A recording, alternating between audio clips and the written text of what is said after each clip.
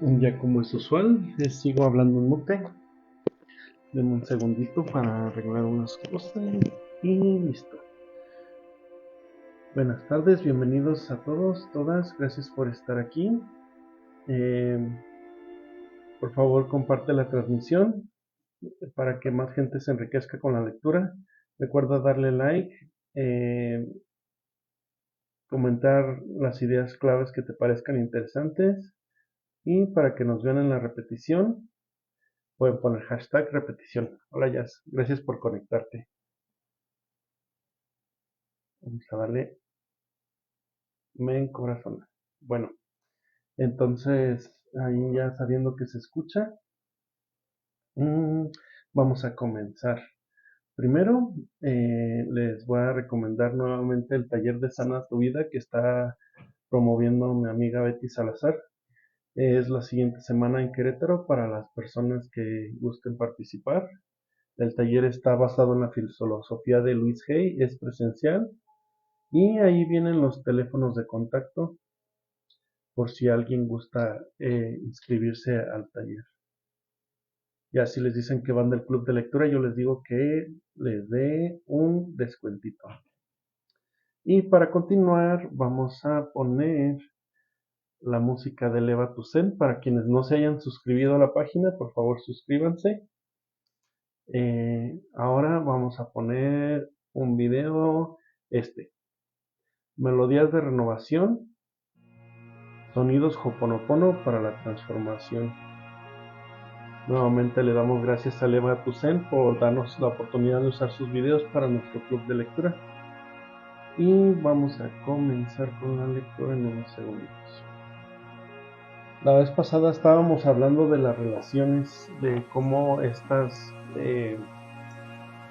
podrían mejorar la calidad de nuestra vida.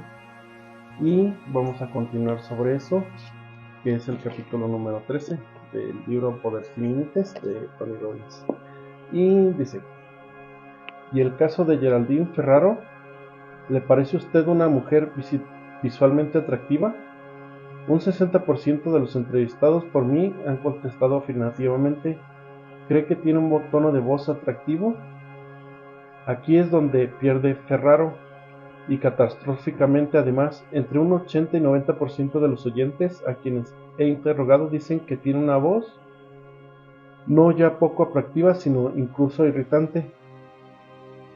Solo se aceptaron los oriundos de la ciudad de Nueva York, y solo un 10% opinaba que fuese capaz de conmover emocionalmente. ¿Puede el lector imaginar lo difícil que debe ser adquirir popularidad si uno irrita a la gente cada vez que abre la boca, aunque sea para exponer las ideas más bellas del mundo? Es opinión común que por ser mujer y por aparecer en la misma candidatura que el señor Monday, la señora Ferrero perdió muchos votos, pero posiblemente no fue esa la principal razón de que no obtuviese un apoyo más amplio. Más le perjudicó su tono de voz, su incapacidad para conmover a la gente y, el último análisis, su incoherencia. Sobre muchas de las cuestiones que se plantearon, su postura fue ambigua, así en los temas del aborto, de la iniciativa en el uso de armas nucleares, de las finanzas de su marido y otros más. Dadas las facultades de la comunicación personal de los candidatos demócratas, la derrota era casi ineluctable. Pasemos ahora a un gran éxito cultural, aunque en otro orden, como Bruce Springsteen. En uno de sus conciertos, más bien en sus conciertos, se agotan las entradas y ofrece espectáculo en abundancia para ojos y oídos. Visualmente atractivo, se dirige a su público con voz grave y en tono emotivo, posee una facilidad de relación tremenda y se manifiesta con absoluta coherencia. Pensemos en uno de nuestros presidentes de la historia contemporánea que destaque en nuestro recuerdo por su poder, su carisma, su capacidad para hacer cosas diferentes. ¿Ha pensado usted en John F. Kennedy? El 90% de las personas a quienes les formula esa pregunta piensa lo mismo. ¿Por qué? Pues bien, las razones pueden ser muchas y diversas, pero vamos a pasar revista a alguna de ellas. ¿Le parece que Kennedy posea atractivo visual? Sin duda. Pocas veces se niega ese particular. Y Con arreglo al criterio auditivo, el 90% de los interrogados contesta afirmativamente también en ese punto. Sabía conmover a la gente con frases como: no preguntes lo que puede hacer tu país por ti, pregúntate lo que tú puedes hacer por tu país. Fue maestro en el uso de la comunicación para influir sobre las personas. En cuanto a si era coherente, el líder soviético Nikita Khrushchev sin duda quedó convencido de que sí. La crisis de los miles de cubanos fue una prueba de la coherencia de Kennedy y Khrushchev. Ambos se miraron a los ojos y, como ha descrito un comentarista, el soviético fue el que parpadeó. Se han hecho estudios sobre los triunfadores demostrándolos siempre que se caracterizan por su gran habilidad para crear relaciones. Quien se muestre flexible y atractivo en las tres modalidades influirá sobre un gran número de personas, sea como maestro, hombre de negocios o como líder mundial. Pero no se necesita ningún don congénito para conseguirlo. Si usted es capaz de ver, oír y sentir, también podrá crear una relación con quien desee lo mismo que aquellos. Podrá crear una relación, más bien basta buscar los detalles que puedan reflejarse, siempre que ello se haga con naturalidad y discreción. Claro es que si imitamos un asmático o al afligido por una evidente tartamudez, pensarán que nos estamos burlando de ellos. Mediante una práctica asidua, usted puede entrar en el mundo de cualquiera y hablar en su misma longitud de onda. Esto se convertirá pronto en una segunda naturaleza. Lo hará de manera automática y sin segundas intenciones. Cuando haya adquirido cierto grado de eficacia en esto de la armonización, verá que este proceso hace algo más que allanar las relaciones y el entendimiento con los demás, por aquello de ponerse a su altura y adelantar. Pronto se verá usted en situación de dirigirlos. No importa que usted sea totalmente distinto. Si ha logrado entablar relación con otro, muy poco después de armonizar comportamientos, será usted capaz de modificar el de esa otra persona. Sirva un ejemplo. Hace algunos años mi empresa de alimentación empezó a relacionarse con un médico muy influyente de Beverly Hills, pero la relación empezó con mal pie. Él reclamaba una decisión inmediata sobre una propuesta, pero yo había salido de viaje y era el único que podía tomarla. A él no le gustó eso de tener que esperar a una persona más joven. 21 años tenía yo en aquel entonces, así que cuando por fin nos reunimos, estaba en una actitud bastante hostil. Me encontré sentado en su despacho, muy tieso y con los músculos en tensión. Yo me senté frente a él exactamente en la misma postura y me puse a reflejar el ritmo de su respiración. Hablaba rápido, así que yo también hablé rápido. Describía los círculos con el brazo derecho en un ademán poco extravagante e hice lo mismo. Pese a las circunstancias desfavorables de nuestro encuentro, empezábamos a entendernos. ¿Pero por qué? Porque al armonizar yo había establecido una relación. Al poco rato me di cuenta de que podía tomar la delantera. En primer lugar, disminuí el ritmo de mi discurso y él hizo lo propio. Luego me arrellané en el asiento. Él también se relajó. Al principio era yo quien le imitaba para armonizar con él, pero según iba desarrollándose nuestra relación, conseguí dirigirle y hacer que armonizase conmigo imitándome a mí. Luego me invitó a almorzar y comimos juntos muy cordialmente, como si fuéramos amigos de toda la vida, y era la misma persona que me odiaba cordialmente en el momento en que nos conocimos. Por tanto, no es imprescindible que con las condiciones sean las óptimas para lograr una buena armonización. Basta con la habilidad para adaptar el comportamiento propio al del interlocutor. Lo que hice con aquel hombre fue ponerme a su altura y adelantar. Eso supone justamente imitar con soltura los movimientos del otro, hacer lo mismo que él, cambiar de ritmo cuando él lo hace. Cuando se ha adquirido práctica en armonizar con el otro, uno cambia de fisiología y de conducta casi por instinto a medida que lo hace el otro.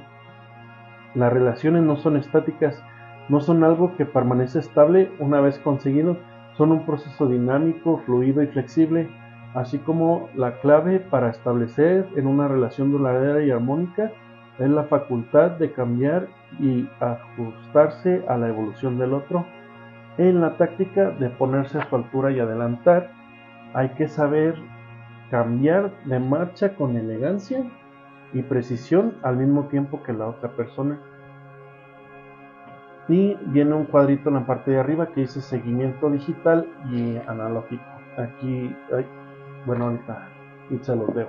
Dice seguimiento digital, dice igualar predicados, igualar secuencias de claves de acceso, igualar la tonalidad, igualar la altura del sonido. Y seguimiento analógico puede ser la respiración, el pulso, humedad de la epidermis, postura de la cabeza, movimientos faciales, movimiento de las cejas, diámetro de la pupila, tensión muscular, desplazamiento del peso corporal, movimientos con los pies, colocación de los miembros, relaciones espaciales, ademanes con las manos, desplazamiento corporal en el espacio y la postura corporal. Después de este seguimiento, o sea, ponerse a su altura, la fase siguiente es el adelantamiento. Cuando usted entabla una relación con alguien, se crea un lazo casi sensible. El adelantamiento se produce en una manera tan natural como el seguimiento. Llega un punto en el que uno empieza a iniciar el cambio en vez de limitarse a imitar a la otra persona. La relación se halla tan adelantada que el otro nos sigue sin siquiera darse cuenta. Probablemente recordará usted lo que ocurre cuando sale de noche con unos amigos.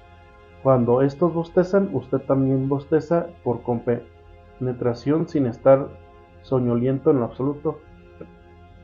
Es también el caso de los buenos vendedores que saben ponerse en el mundo de otra persona, establecer una relación y a partir de dicha relación toman la iniciativa en un momento dado.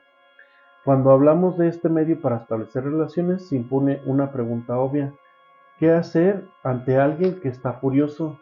¿Podemos ponernos a imitar su furor y su agresividad? Pues bien, es una posibilidad.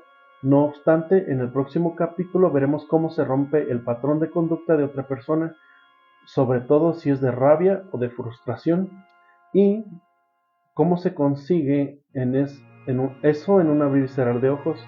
Aunque a veces sí se pone uno en sintonía con la agresividad de la otra persona, se entra en su mundo con tanta fuerza que uno empieza a relajarse, el otro depone también de su actitud. Recuerde que entablar una relación no quiere decir sonrisas y amabilidades, sino relaciones ajustadas, más bien reacciones ajustadas. Los habitantes de los bajos fondos, por ejemplo, saben muy bien que hay que reaccionar con agresividad frente a la agresividad, y usted también en ocasiones tendrá que ponerse fuerte en su comunicación con otra persona, ya que en nuestra cultura la firmeza ante un desafío es la manera de ganarse el respeto de los demás. He aquí otro experimento. Entablé una conversación con alguien, armonicé las posturas, la voz y la respiración. Transcurrido un rato, modifiqué gradualmente su propia postura o su tono de voz. Le sigue su interlocutor al cabo de unos minutos. De no ocurrir así, rectifique y retorne a la práctica de seguimiento. Vuelva a intentarlo luego con un cambio menos radical. Cuando tratamos de preceder a otro y nuestro oponente no nos sigue, ello significa simplemente que la relación todavía no es lo bastante sólida. Perfecciónela y vuelva a intentarlo. Viene una fase de Terencio que dice: le invité a mirar en las vidas de los hombres como un espejo y a tomar de los demás el ejemplo para sí mismo. Después sigue la lectura. ¿Cuál es la clave para establecer relaciones? La flexibilidad. No olvide que la barrera más insalvable es la creencia de que los demás tienen el mismo mapa que nosotros, es decir, que ellos ven el mundo de la misma manera que nosotros. Los comunicadores sobresalientes rara vez caen en ese error. Saben que deben de modificar su manera de expresarse, su tono, sus patrones respiratorios, sus gestos, hasta descubrir la vía de aproximación que les permite alcanzar sus objetivos. Cuando uno fracasa en la comunicación con otro, solemos caer en la tentación de pensar que nos hallamos ante un estúpido que se niega a escuchar la voz de la razón. pero eso virtualmente nos garantiza que no seremos escuchados nunca. Vale más cambiar nuestras palabras y nuestra actitud hasta que armonicen con el modelo del mundo que tiene el interlocutor. Uno de los axiomas esenciales de la programación neurolingüística es que el sentido de nuestra comunicación no es otro que la respuesta que obtenemos. La responsabilidad de la comunicación nos incumbe a nosotros.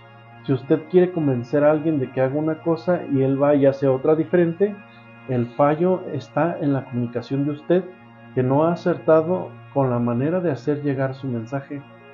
Esto es absolutamente crucial en todo cuanto hagamos. Consideremos el caso de la enseñanza.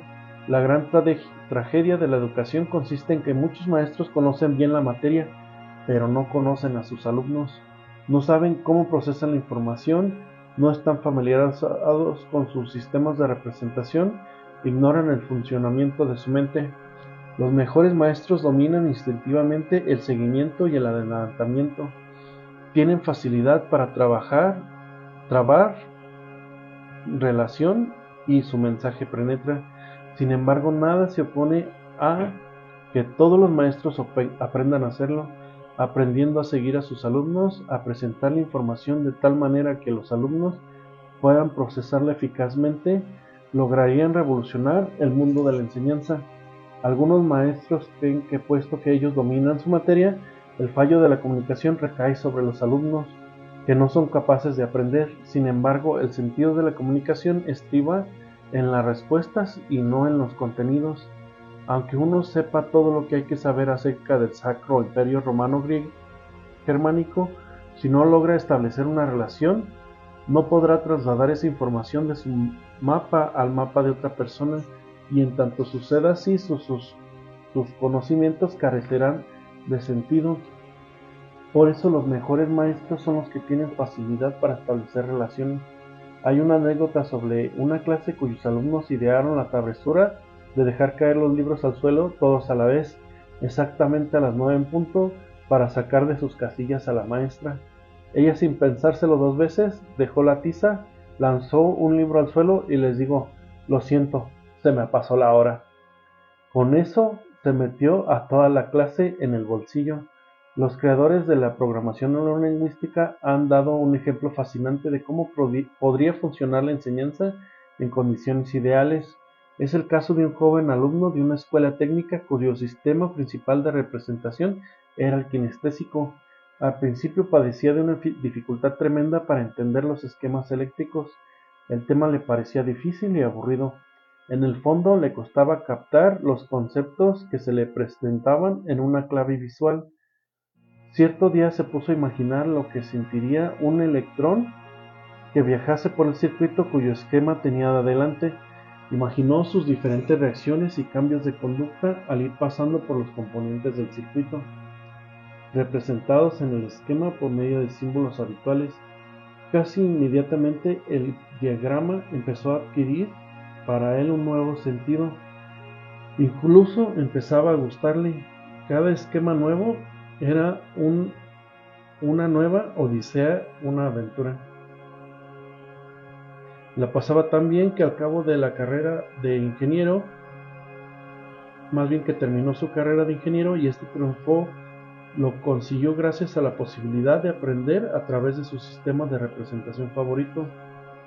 Pues bien, casi todos los chicos rechazados por nuestro sistema de enseñanza son capaces de aprender.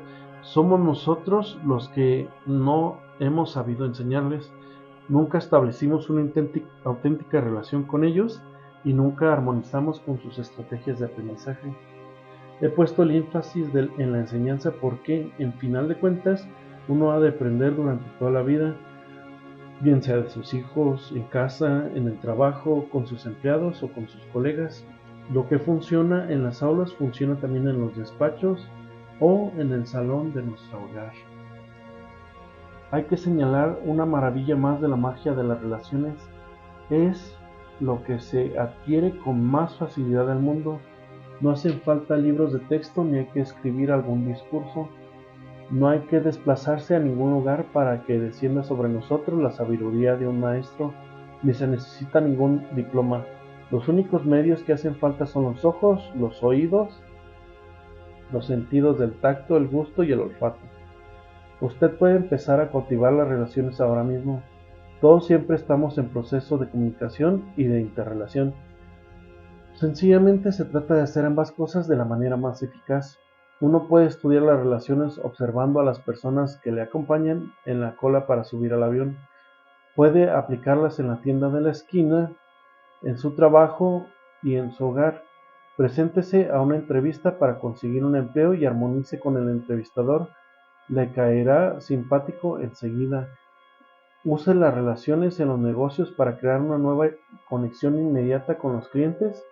Si desea convertirse en un maestro de las comunicaciones, solo necesita aprender a entrar en el mundo de los demás. Ahora mismo ya tiene cuanto hace falta para conseguirlo. Hay otras maneras de entablar relaciones, conjuntos de distinciones que ayudan a determinar las opciones por las cuales se rigen las personas y se llaman. Vamos a entrar al capítulo 14, que se llama Las distinciones de la exigencia, los metaprogramas. Y viene una frase de George Bernard Shaw. Bajo la clave adecuada uno puede decir cualquier cosa. Bajo la clave equivocada nada vale. Acertar con la clave es lo esencial. Hablar en público es uno de los mejores medios para comprender la asombrosa diversidad de las relaciones humanas. Es imposible dejar de fijarse en la infinita variedad de las reacciones que uno tiene. Cuando cuente usted una historia edificante y unos permanecerán impasibles mientras que otros se muestran conmovidos hasta llorar. Cuente un chiste y mientras unos se desternillan de risa, otros no mueven ni un solo músculo. Se diría que cada individuo escucha en un lenguaje mental diferente. La cuestión es, ¿por qué las personas reaccionan de manera diferente ante las mismas cosas? Unos ven el vaso medio lleno y otros lo ven medio vacío. Unos escuchan un mensaje y se sienten estimulados, motivados, mientras otros oyen lo mismo y no reaccionan en lo absoluto. La cita de Shaw, que encabeza este capítulo, es literalmente cierta. Si usted se dirige a alguien bajo la clave aceptada, todo será posible. Si lo hace bajo una clave equivocada, nada funcionará. El mensaje más inspirador, el pensamiento más profundo y la crítica más inteligente carecen absolutamente de sentido si no son comprendidos tanto en lo intelectual como en lo emocional por la persona a quien se dirigen. Y hay claves fundamentales no solo para el poder personal, sino también para la mayoría de las cuestiones trascendentes que se nos plantean como colectividad. Si quieres ser un persuador genial, un maestro de las comunicaciones, tanto en los negocios como en la vida particular, debe de saber encontrar la clave adecuada. El camino para ello pasa por los llamados metaprogramas. Estos son las claves de cómo procesa una persona las informaciones. Son unos poderosos patrones o modelos internos que deciden cómo nos formamos nuestras representaciones internas y que dirigen nuestro comportamiento. Los metaprogramas son programas internos o las rutinas de clasificación que usamos para decidir a lo que le prestamos atención. La información siempre se distorsiona, se borra o generaliza porque la mente consciente solo puede prestar atención en cada momento a un volumen dado de elementos. Nuestro cerebro procesa la información de manera muy parecida a como lo hace una computadora. Absorbe cantidades fantásticas de datos y lo organiza en una configuración inteligible para el ser humano. Ningún ordenador sirve de nada sin un programa que le suministre las estructuras para realizar unas tareas determinadas. Los metaprogramas hacen algo parecido para nuestro cerebro, suministran la estructura que determina a qué le prestamos atención, qué conclusiones sacamos de nuestras experiencias y en qué direcciones nos conducen. Nos proporcionan la base sobre la cual decidimos si algo nos parece interesante o aburrido, un posible beneficio o una posible amenaza.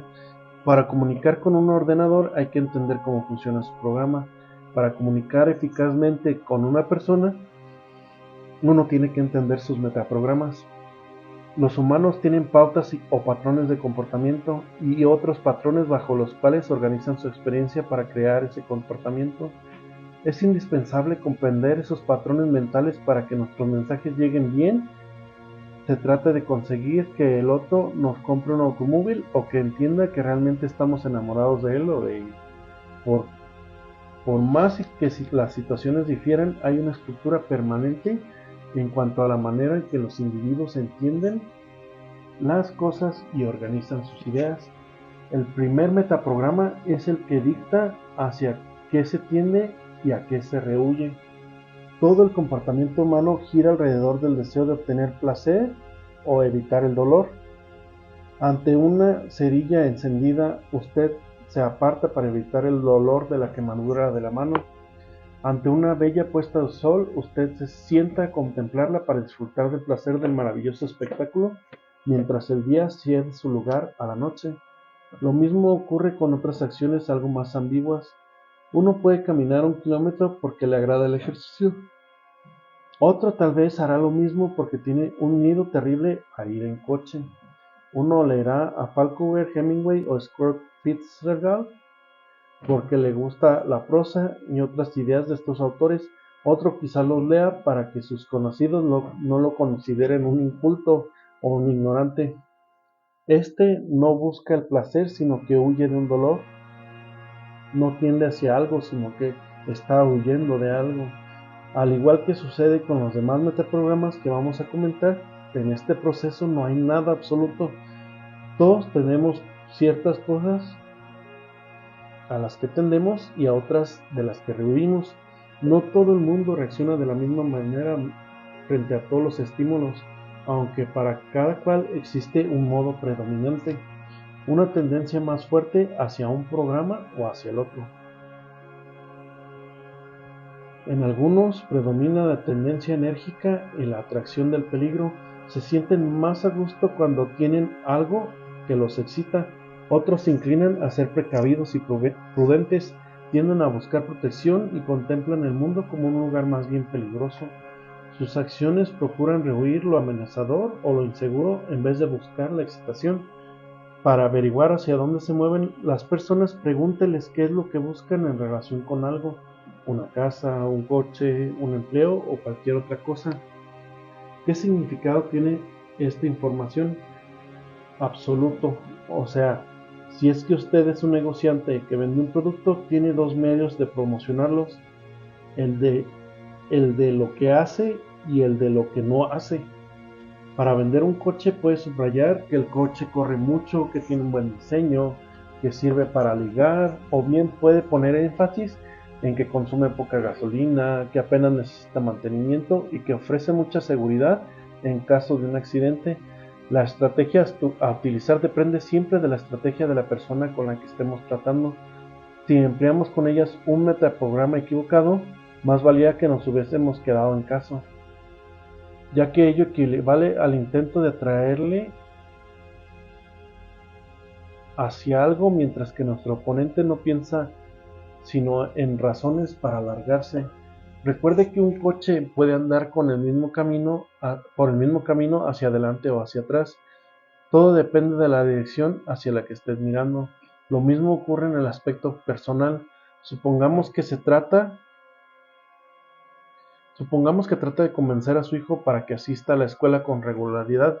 Podría decirle, será mejor que estudies o no irás a una buena universidad. O también, mira Pedro, como no estudiaba, lo echaron del colegio y ahora va a pasar el resto de su vida sirviendo gasolina a los conductores. ¿Es así como quieres vivir tú también? ¿Qué resultados dará estrategia? Pues depende de su hijo, ¿no? Si la motivación primaria es rehuir de las cosas, podría salir bien.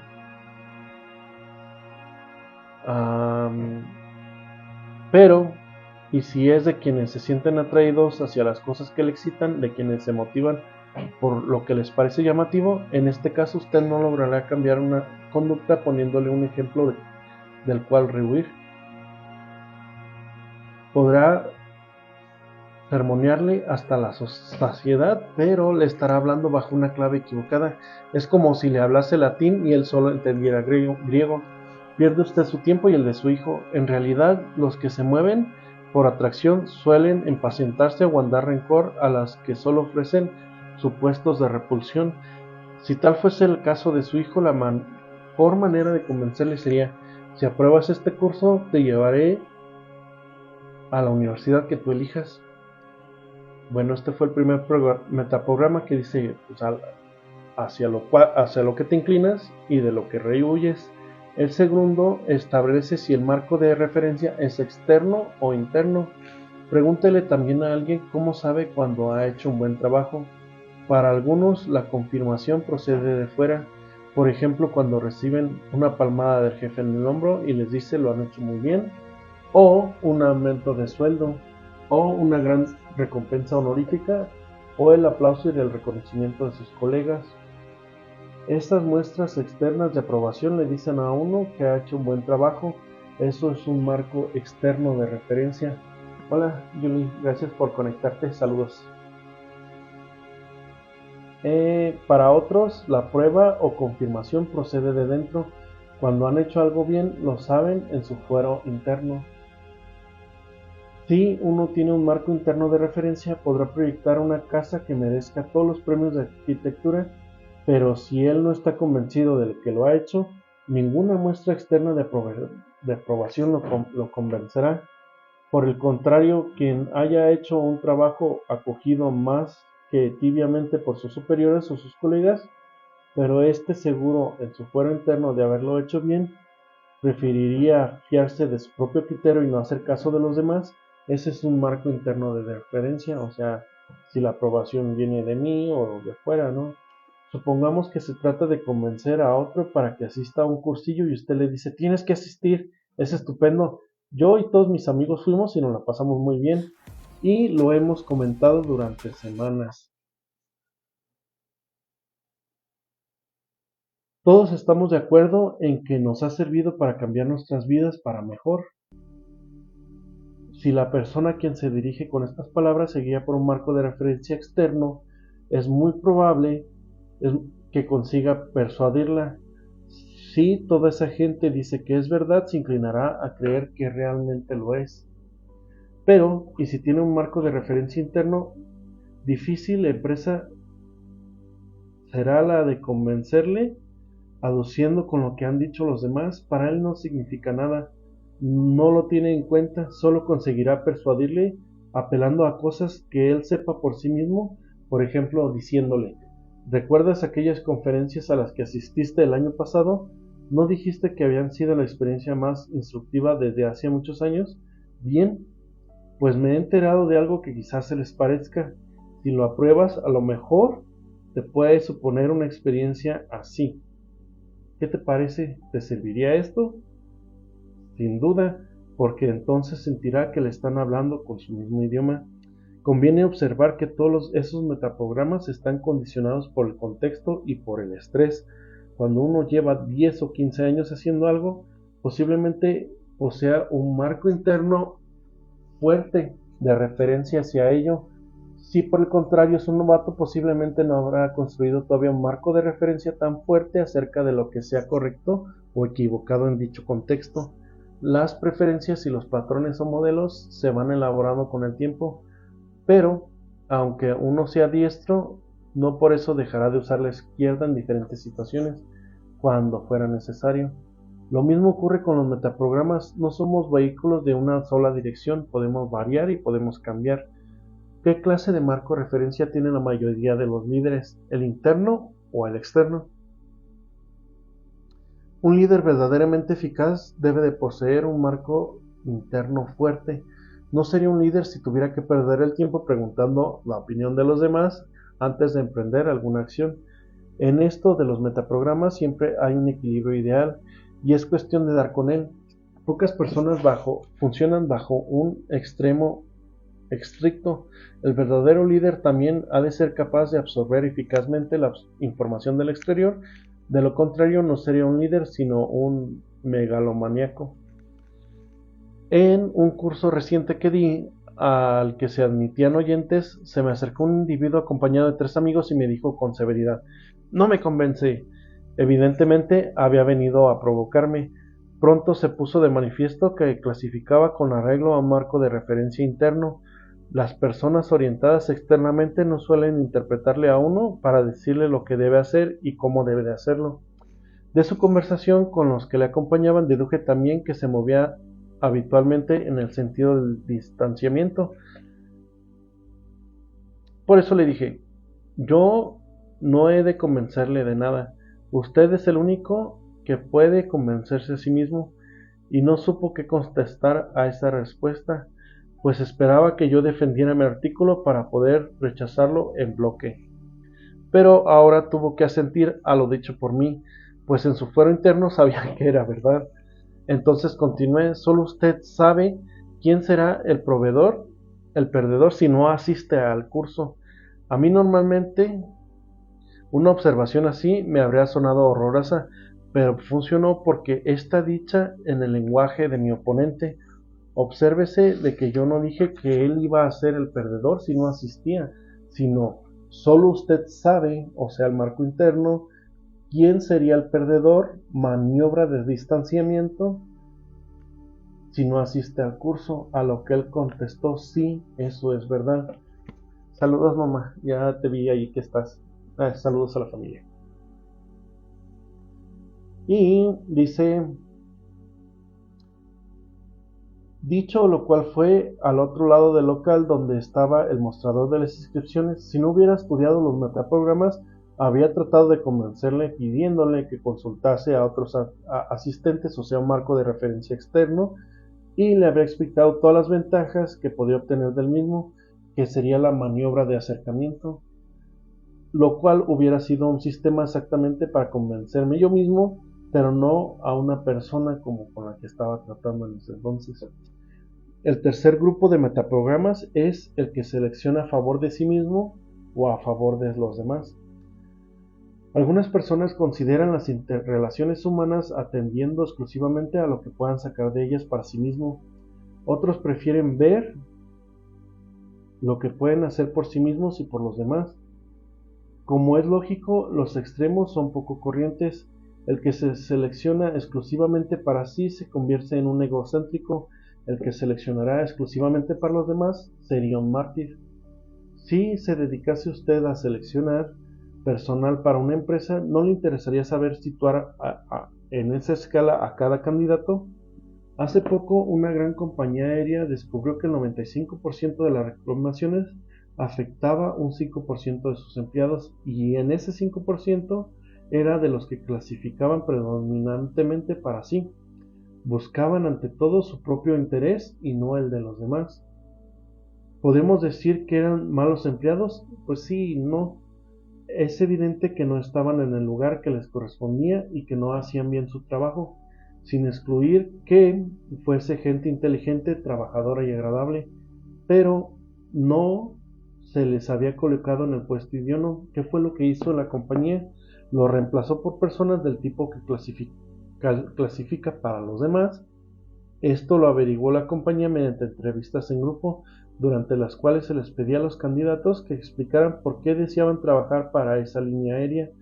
La mayoría de los interrogados creyó que se les juzgaba por las respuestas que daban en presencia del grupo, mas no fue así, sino que se les valoró con arreglo a su conducta con otros miembros de la audiencia, es decir, los individuos que prestaron más atención al que hablaba en cada momento y los animaban con miradas, sonrisas o ademanes, merecieron la puntuación más alta, al contrario de los que no hacían caso mientras hablaban otros, prefiriendo sumergirse en su propio mundo interior. Esos últimos revelaron la tendencia a seleccionar primariamente para sí y no fueron contratados. Como resultado de esta iniciativa, el índice de reclamaciones de la compañía disminuyó en un 80%.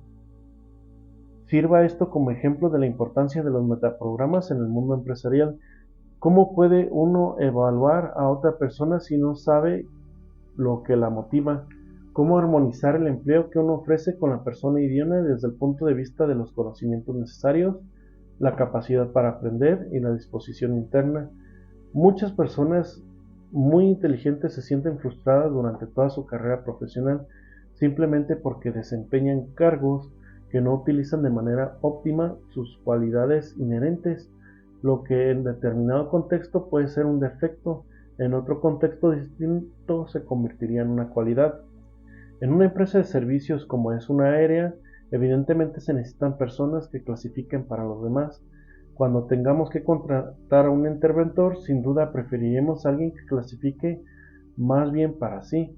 ¿Cuántas veces hemos tratado con personas que nos dejan en un estado de confusión porque hacen bien su trabajo, en el cual es el aspecto intelectual, pero muy mal en el aspecto emocional?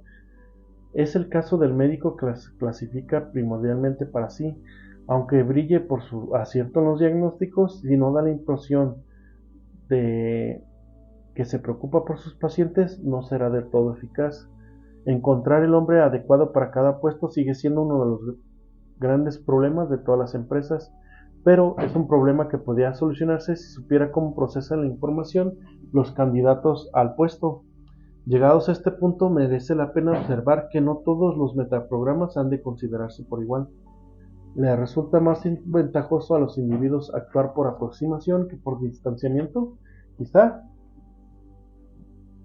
será mejor el mundo si las personas clasificasen más con referencia a los demás que para sí mismas, probablemente, pero hemos de desenvolverlos en la vida tal y como es, y no como nos gustaría que fuera. Usted quizás preferiría que su hijo se moviese por atracción hacia las cosas en lugar de rehuirlas, pero si quiere comunicarse eficazmente con él, debe de hacerlo de una manera que funcione y no con arreglo a la idea que tiene usted sobre cómo debería de ser. La clave consiste en observar a una persona con toda la atención posible, escuchar lo que dice, qué tipo de metáforas utiliza, estudiar lo que revela su fisiología y cuando presta o no atención o qué es lo que le aburre.